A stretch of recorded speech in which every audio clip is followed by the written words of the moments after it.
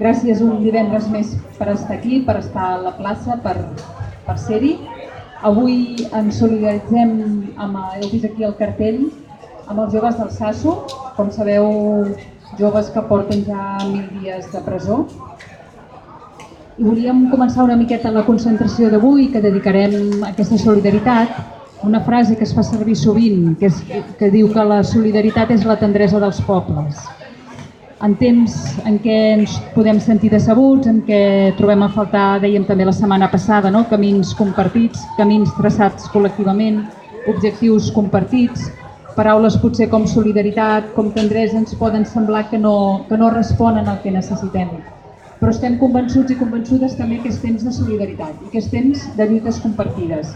que és temps d'estar al costat de totes aquelles persones que pateixen i que han patit injustícies, que han patit abús de poder. Per tant, és temps d'estar al costat de la gent del Sasso, incansables lluitadors i lluitadores per exigir la llibertat i la justícia dels seus fills i filles, i és temps d'estar al costat, evidentment, com sempre fem, de tots els presos i preses, exiliats i exiliades, i és temps de solidaritat i d'estar al costat de totes aquelles causes que considerem justes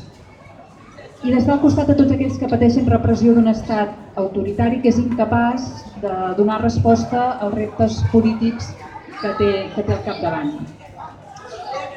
I permeteu-me que escombri cap a casa, les dones en sabem de solidaritat, d'estar al costat dels que pateixen, i ens sap molt de solidaritat la Bel Pozueta, que és la mare de l'adult, d'un dels nois del Sasso,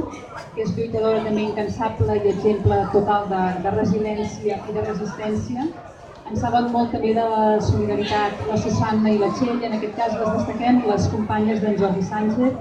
d'en Jordi Cuixart, i les destaquem especialment perquè avui fa 22 mesos ja que els Jordis estan injustament en presó preventiva.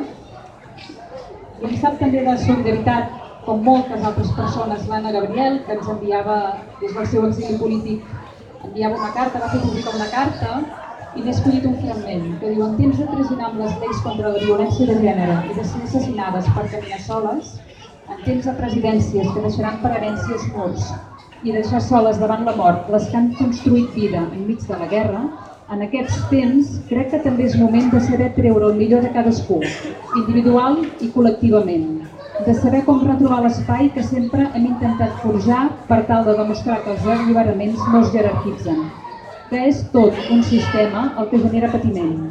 i que conformar-nos amb el nostre benestar construït sobre el dolor de les altres és simplement abominable. Davant de les injustícies diem no, el Sasso també diu no, reclamem llibertat i justícia i per això ens volem solidaritzar amb ells. Hem preparat avui 2 textos que fa referència al cas del Sasso. Una llegirà la Teresa, és més relat dels fets, del que va passar aquell 15 d'octubre del 2016, i un segon text que llegirà en Jaume, que és el text que la Bel Pozueta, la mare de l'adur, d'un dels nois del Sasso, va llegir en un acte que es va fer dissabte passat. I també dir-vos que coincidim amb aquest agermanament solidari de lluites compartides, perquè també al Sasso cada divendres hi ha una concentració per reclamar la llibertat. Per tant, solidaritat total, empatia total amb tot aquell que lluita per la llibertat, la dignitat i la justícia. Gràcies per ser-hi i acabarem també amb una cançó en basc per cloure una miqueta aquest dia d'avui. Gràcies i començarà la Teresa amb la primera lectura.